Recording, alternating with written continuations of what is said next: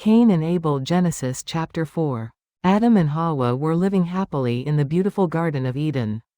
God made them eat the fruits of all the trees freely. But he gave them only one command. Don't eat the fruits of the trees that make you know good and evil. You will die on the day you eat. Then one day, the snake came up to Hawa and whispered, "Did God really tell you not to eat the fruits of all the trees?" Hawa replied, "No. He said you could eat all the fruits, but not the fruits of the trees that let you know the good and the bad. You said you would die if you ate them."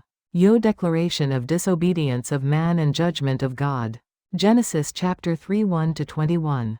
You will never die, said the snake deftly, but if you eat it, your eyes will lighten up and know good and evil like God. The fruit looked appetizing and greedy, so he picked it and ate it. And he gave it to Adam. At that moment, their eyes lit up and realized that they were naked. So they made clothes out of fig leaves.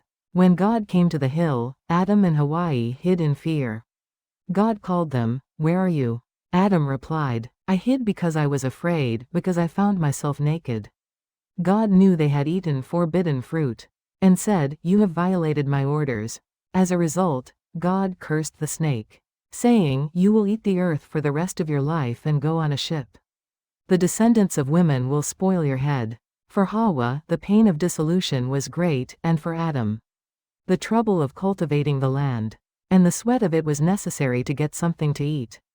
And in the end, he declared that man should return to the soil.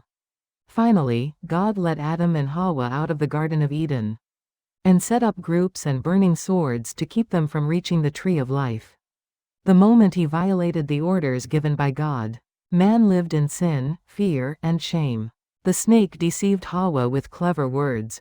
Sin always comes sweet and plausible, but it eventually leads to ruin. God told the snake that the descendants of women would damage the snake's head. This shows the promise of salvation through Jesus Christ.